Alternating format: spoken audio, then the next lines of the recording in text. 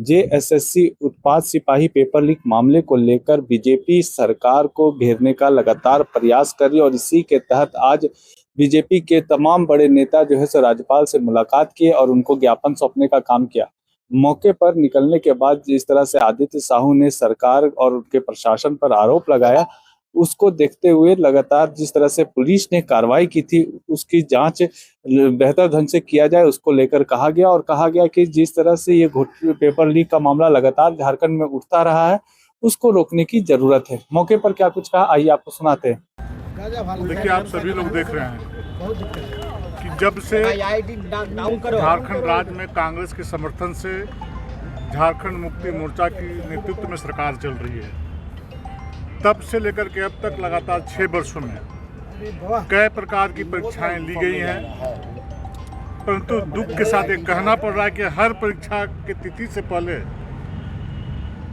Paper leak होने की घटनाएं घट रही हैं और 2 दिन पहले भी जो परीक्षा होने वाली थी उसमें भी बड़े पैमाने पर पेपर लीक हुए और एक जगह जो पेपर लीक की घटना में लोग पकड़े गए, चाहे छात्र हों चाहे जो उस गिरोह के सदस्य हों, उनका भंडाफोड़ होने का काम किया।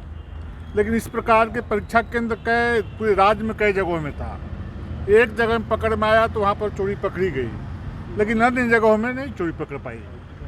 इसलिए हम लोगों ने महामहिम राज्यपाल से आग्रह किया कि इस प्रकार के जो यहाँ के जुआ छात्रों के साथ में जो राज्य सरकार के संरक्षण में, हेमंत जी के संरक्षण में जो उनके रोजगार को छीनने का काम कर रहे हैं, उनके हक अधिकार को छीनने का काम कर रहे हैं और जिनके मेरिट हैं उनको मेरिट को दबा करके जो पैसे वाले लोग हैं उनसे पैसा ले करके उनको पेपर लीक के माध्यम से परीक्षा के पूर्व से लोग तैयारी करवाने का काम करते हैं।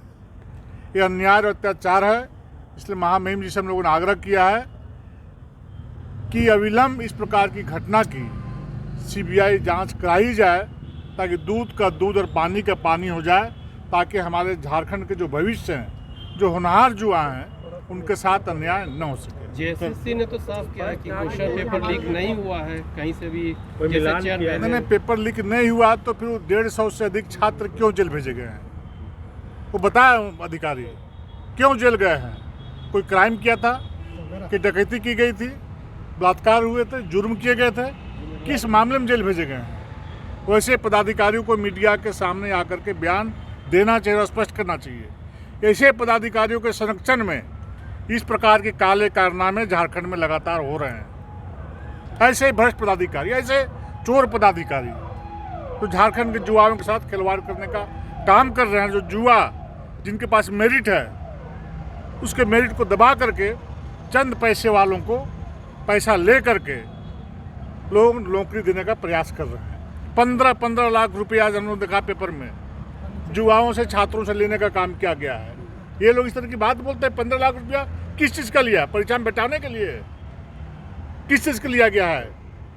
जवाब देना चाहिए उसे पदाधिकारियों को। आप ही लोग देखेंगे समाचार पत्र में बड़ी बड़ी सुर्खियों में इस प्रकार के समाचार आए हैं। या तो ये समाचार झूठा है या पदाधिकारी झूठा है। तो ऐसे पदाधिकारी झारखंड को बर्बाद करने का काम कर रहे हैं, झारखंड को बदनाम करने का काम कर रहे हैं। देखिए, भारतीय जनता पार्टी उत्पाद सिपाही को लेकर हड़बड़ाहट में कोई बयान नहीं देना चाह रही थी। हम लोगों ने अपने स्तर से भी पता करने का काम किया और जो बात तथ्य सामने आया और कांग्रेस, जेएमएम, आरजेडी गठबंधन की सरकार झारखंड में युवाओं का भविष्य बेच रही है। ये पहली घटना नहीं है, कई घटना पहले घट चुकी है। विधानसभा के सचिव स्तर से भी पेपर लीक का मामला आया था।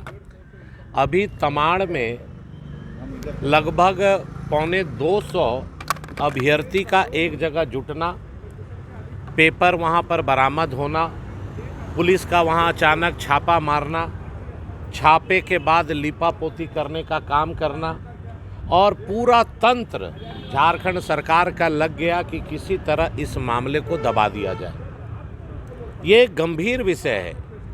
आप देखिए कि सरकार के नाक के नीचे उत्पाद सिपाही की बहाली को लेकर 15-15 लाख रुपये लेकर बच्चों को वहाँ बुलाकर उनको रटाया जा रहा था। तो क्या रटा रहे थे? अब वहाँ के पदाधिकारी बोल देंगे कि नहीं 5 क्वेश्चन मिला, 3 क्वेश्चन मिला, ये मानने योग्य नहीं है।